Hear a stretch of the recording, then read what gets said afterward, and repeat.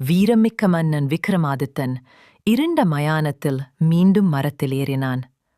தொங்கியிருந்த உடலை தோளில் சுமந்தவுடன் அதிலிருந்த வேதாளம் சிரித்தபடி பேசத் தொடங்கியது.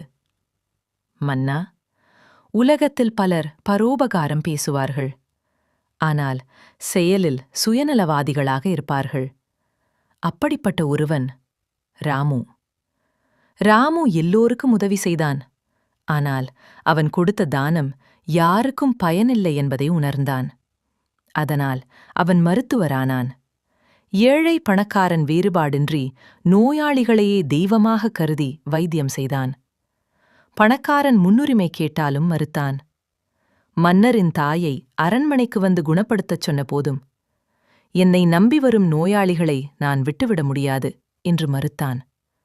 ஆனால் அவனுடைய மனைவியே தீராத நோயில் விழுந்தபோது முன்பு பலமுறை மறுத்த அதே சக்தி வாய்ந்த மந்திர மருத்துவத்திற்காக அவன் தன் குருவிடம் ஓடினான்.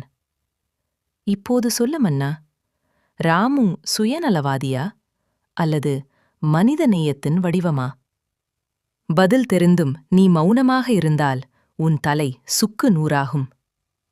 வேதாளம் மௌனமானது. விக்ரமாதித்தன் பதில் சொல்வானா அல்லது வேதாளம் மீண்டும் பறந்து போகுமா? இதற்கான முழு விடையை தெரிந்து கொள்ள ஃபுல் வீடியோ லிங்க் கீழே.